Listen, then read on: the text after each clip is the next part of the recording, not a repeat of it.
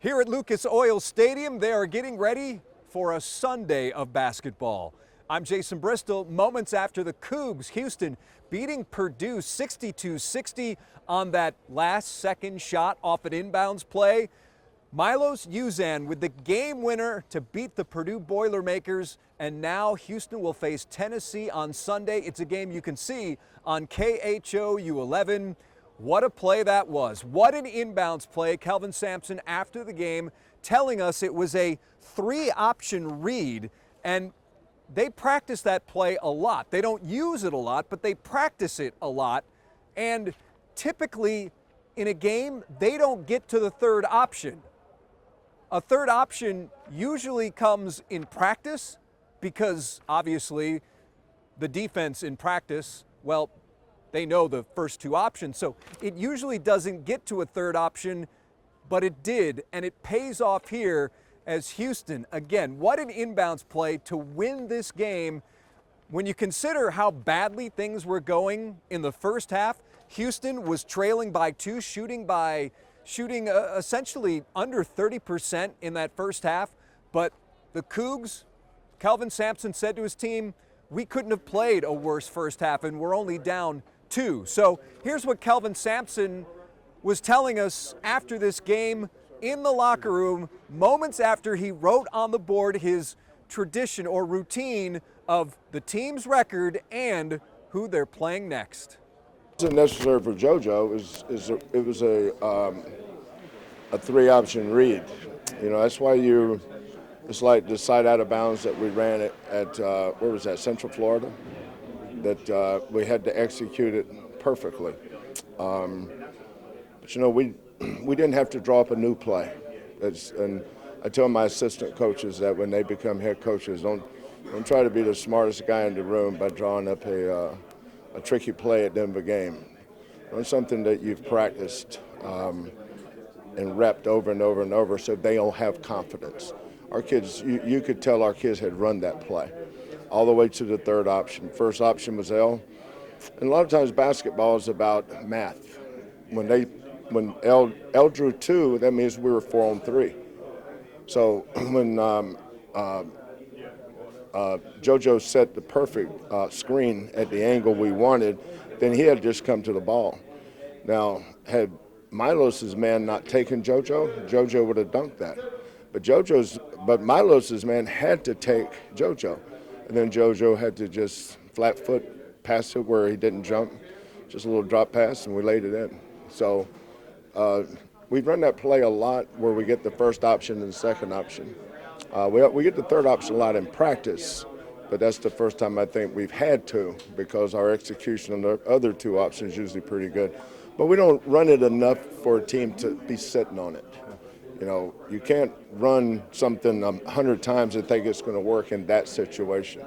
I had not run that play exactly, but there's always 2 or 3, every coach, not just me, but every coach has always got 2 or 3 plays in his back pocket for just about any situation, especially if you're an old coach.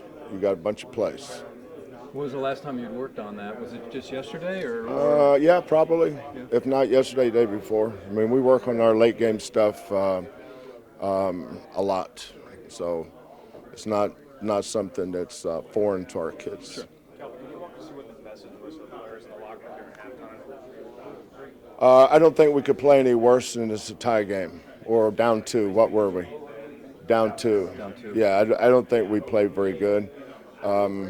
I thought our defense was pretty good, but, you know, I think LJ was 0 for 6, Emmanuel 1 for 5, so 1 for 11. Down 2. Those 2 guys are 1 for 11. It's not like they heated up a whole lot, but that's the beauty of this. All the teams we've had, we've never depended on a guy. We've always been able to figure out how our team was going to win regardless. You know, we played through Juan a little bit, played through L a little bit. Milos was the second option in a lot of things, and we had to get on him by being the first option. But, you know, Purdue's a good defensive team, and that crowd, I thought, really fueled them, too. I mean, they got a big boost out of that crowd tonight. So in these moments, you know, you just figure out how to win the game and move on to the next one. Speaking of the crowd, a lot of the guys screaming that you guys are now 11-0 on the road. The pride that you have to play the way you do in front of crowds like that. Yeah, we started talking about road games. I think with every team I've had, we didn't become a good road team this year. There's a reason we're 15-3. I think last year, right? I think we were 6-3. I think we were the only team in the Big 12 to have a winning road record last year. Then the year before that, and the year before that, and the year before that. We've always been a good road team because we're a good road team. Kelvin, as that play unfolds, what was your thought process just watching it go through the options that were happening? Just make the right read. You know, once I saw two guys go with LJ, I knew we were going to get a shot. You just want to make sure that it's executed well. And I can't say enough about JoJo's. JoJo deserves a lot of credit because not only did he set the screen that forced him to have to send two to the ball, he came right down the lane line. And that's a teaching point for that particular play. Is you have to come down the lane line because if you bow out one way or the other, you're running into traffic. So that lane line was where he had to catch it, and then he played under control. He had a jump stop. You know, a lot of kids get in the paint and they catch it and they want to, especially big kids, they get out of control. But I thought his fundamentals were excellent with his jump stop, and then he made just a quick pass, took his time, and then Milos just laid it over the rim. So. Couldn't have drawn it up any better, but you never know if it's going to work. That's why you spend hours and hours and hours from September to here we are almost, today's the 29th, right? We started this game on the 28th, right? So now it's 29th. We're any longer, it's going to be the 30th. Grandkids made it through too, so that's a plus. A lot of Dino Ranch and Paw Patrol. Don't sleep on Bluey. All those guys, all those things are important. So Kelvin Sampson giving us some great insight on the intricacies of that play, how often they practice it, and what it's supposed to look like. Now, let's hear from the players in the locker room. We spoke to Milos Uzan, LJ Cryer, Juwan Roberts, and JoJo Tugler. So here's what they were saying, again, moments after knocking off Purdue and advancing to the Elite Eight. This team that they can fill the role. I mean, we got a lot of different guys that can step up, and we're not really a first shot team anyway. You know, it's good when I got it going, but today we played to our culture, our identity, which is getting offensive rebounds, taking care of the ball, and playing defense. So that's how we got the win. Some of the boys are screaming 11-0 on the road. How much do you just take a pride in, you know, in you guys playing in front of hostile crowds like that? I mean, end of the day, when you play against crowds like that, your back is against the wall, especially with, I don't know how the game was going. They got loud when they made their runs. We made our runs. You know, we had our little crowd going a little wild too, but like you said, 11-0. That blob play, have you run that this year, or was that new? You've been saving that. Well, the blob, the baseline out of oh, just now. Oh, yeah, we run it, but we usually don't get that option because usually JoJo screens my man and I get wide open. But this time he slipped to the ball, so we got an easy look out of it. What option is that? Is that the first? What? That read to Milos? Oh, no, like that's not an option. It was he just did that on the fly. LJ, that was a busted play, wasn't it? Huh? Was that a busted play there? Yeah. No, he definitely, they did that on the fly. Ain't even really What goes through your mind when you see all that happen in a matter of seconds there to get the win? Just a wild sequence there. Yeah, no, it's definitely crazy. I'm just blessed to get another opportunity to wear this uniform again. I didn't want to go out like that. That would have definitely hurt to go out on that type of performance, but you know, we get another opportunity, so just thank God. LJ, did it feel like a road game?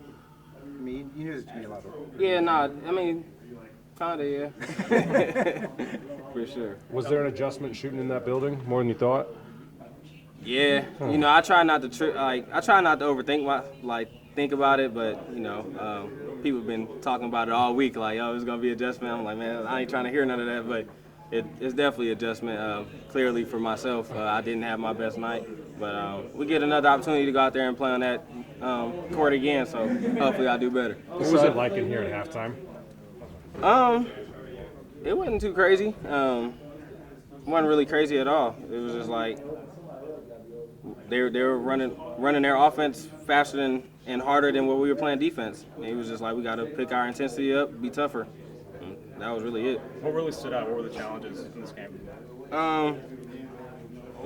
Almost every guy on the team could shoot. They run their sets super fast. Like the speed that they run their cuts and stuff is ridiculous. It's probably the fastest moving team that we played. They never stand still, so that's what kind of made it hard, honestly. So, and then the point guard, he did a good job of dragging our bigs out, having two on the ball and throwing a cross-court pass. So, they had a pretty good game plan for sure. Aside from the last bucket, what can you say about Milos' game today? He stepped up. We're going to need different guys to step up. That's really it. He stepped up, man. I'm proud of my boy for sure. Thanks, LJ. Already, but tell us about the last play. I was quick thinking. I had quick thinking in my head. I was 2.2 seconds left. Quick thinking, Lowe's gonna be wide open. He took L. Quick thing, I threw it low. He wide open. He scored it. I was just happy. It's my first time doing something like that, though. LJ said, yeah, so it's supposed to go to him, and then it broke down, and you thought, get it to Milos inside. True, yeah. I thought, give it to Lowe. He gonna make the right play. He's gonna get fouled or shoot that floater, but he's wide open. I didn't know he was gonna be wide open, but he's wide. Ball goes in that bucket. What are you thinking? Game time. That's what I'm thinking. Get back on defense. I'm really in my head. Get back on defense. I'm trying to get out of here. We gotta win this. That's what I'm thinking. What was the environment like? What was the message amongst yourselves and the team during halftime, going down by a couple points, tough crowd? What was the environment like in the locker room? Man, 0-0. That's how we look at it. 0-0. You gotta start back from the beginning now. Coming out of halftime, we was tied up. Yeah, 0-0. Yeah, I was looking at. Get back to it, JoJo. Start back up. Walk us through on the court how the crowd was to you guys. Wow, you can't hear nothing out there. You can hear nothing out there. Yeah, I'm looking at coach. I'm trying to see what you Fry drawing up. I can't hear nothing out there. It was lit. Did that make it really challenging? Nah, I love it. I love stuff like that. It's my first time playing a place like this. Shoot, I love it. You feel like a road game? Feel like a road game? Every game, road game, Facts. Can you talk about the speed of their guards? I mean, they were moving really quick out there. I know LJ was talking about that too. How do they compare to other guards you've seen? Shoot, I ain't count. Yeah, he was moving. I ain't count because he was like ghosting the screen. So I really had to really slow down. Let him come to me. Really, I can't really go to him because he ghosting up. So he was gone. Really wasn't that rim was helping him for real. So I give him props though, the ghost screens and stuff. But yeah, he was gone. He little though. He was 6 feet. He was out there. So it's hard to really. I'm too tall. I'm tall. It's hard to stop them for real. Honestly, he's a really underrated passer. He's one of the defensively. He's defensive player of the year, but offensively, he has a really high IQ. Man, he saves us a lot. How much pride do you guys take in winning in front of a crowd like that, and now being 11-0 on the road, as you guys are saying? Yeah, we love that. I feel like it comes back to our toughness. It shows how tough we are, and our resilience to just keep going and continue to stay together. So I think we take a lot of pride in that. What did you think of the noise and the loudness of the crowd? This is like what the ratio is 9-1 from defense to your bench. What did you think of that? How was it like before? It was fun. It was fun. We've been in environments like that before. Kansas, Arizona, those games were probably even worse. We didn't have as many fans at those games. It was really fun, and I just enjoyed competing out there. How does Coach Sampson and the other coaches coach you guys to block that out during critical moments? Regardless, we're playing on a 94-foot court.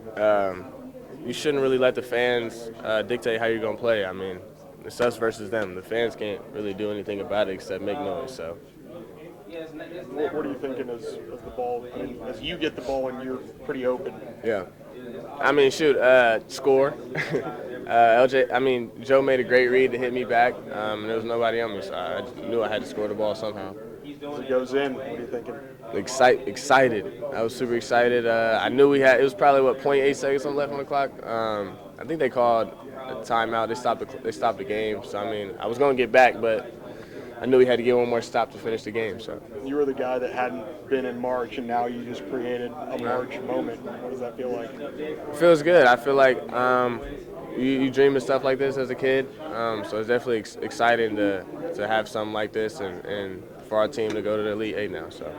Kevin said that the third option only really happens in practice. In games, it doesn't get to a third option. Is that accurate? And because I assume, are you the third option typically in practice as well, or it depends on who's screening and that kind Man, I mean, I think with time and score, really, I don't even think I was the third option. Usually it's LJ, and then JoJo made a great read. He slipped to the ball, and it's JoJo. But I feel like the way they were guarding, the inbounder just took off with L, and I was wide open. So of instincts take over. Right? Great play, just a great play by JoJo. What's that play called? He said it. He said it. Oh, all right. It's 51. Or maybe it's a 3. Yeah, I don't know what Sam. That play called 51. Thank you, Miles. Do that last play, the baseline play, and just kind of what you saw, JoJo's high IQ to make that play. So that play was originally for LJ, but we knew that whoever is guarding the inbound takes the first person that's open. So Joe sent a great screen, and LJ flying off the screen had to make the guy that's guarding the inbound react. So with him and the other guy that's guarding LJ takes him, we got an advantage. So Georgia just slips, and the guy that's guarding the inbound takes LJ. There's nobody guarding the inbound. So coach said if LJ's not open, JoJo slip and shoot that shot. But, he made the right play and threw it to Milos, who was unguarded, and that's how it was. I don't know. Times like that, I don't know. Kelvin says it's important not to have a new play there. Have something that you guys have drilled and drilled and drilled. Do you feel that works as well? Yeah, because, you never know where you're going to use it. So, going into practice, it's a lot of plays that we work on that we probably wouldn't need, but you always got to keep it in your back pocket. So I feel like we didn't run that play. We executed the play, actually. But it just shows how smart our guys is. But we know how good Purdue was. They was going to go on runs, and we didn't try to be tricky and try to throw a new play out there. We just try to stay consistent with what we do. And that's a great play by Coach, especially with that much time on the clock, and we definitely executed it. What's it mean to you just to get to the Elite Eight? Oh, it means a lot. Great group of guys. Just my last year, LJ last year, Javier, Malik. We want to keep this going as long as we can. Just try to wear this jersey as much as we can, especially for those freshmen too. I'm glad they got a chance to experience this. So, when that time comes, they know what it takes, to get to the next level. So just getting to the Elite Eight, it feels great. Started with 64 teams, 68? Yeah. Down to 8 now, and we the last 8. So we're doing something right. And I feel like we just got to stay consistent and not think about the future, but be where our feet are. It seems like you guys really leaned in to being the underdog in regards to the fans, being like a road game. Is that fair to say? Yeah, but we were in 10-0 in conference play on the road. So, going into this environment, we just treat it like another road game.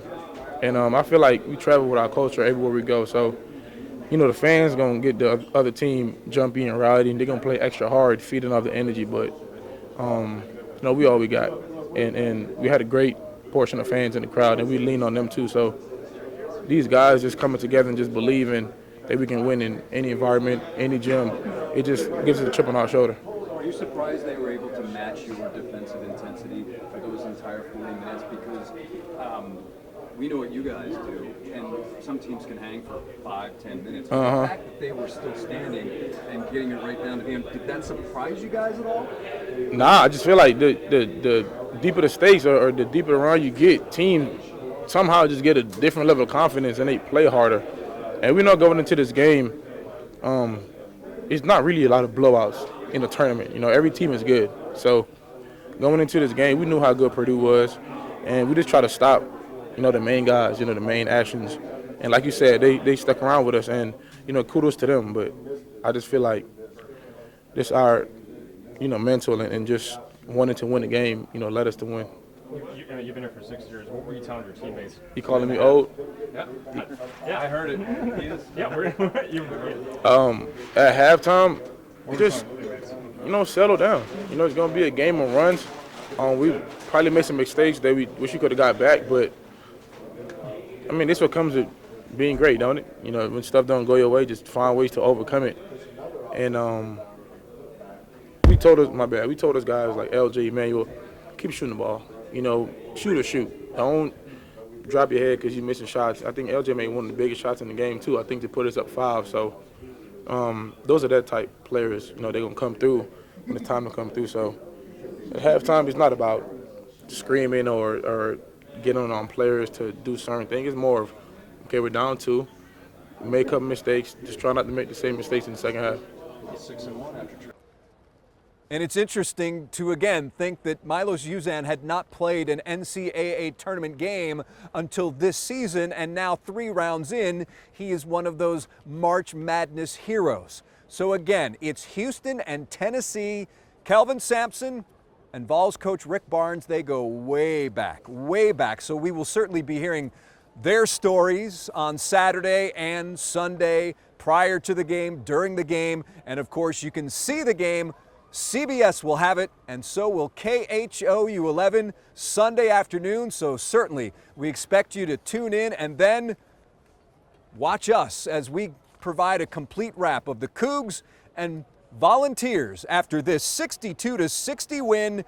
Houston knocking off Purdue, survive and advance, and now they head to the next round. Thanks for watching here on KHOU 11+.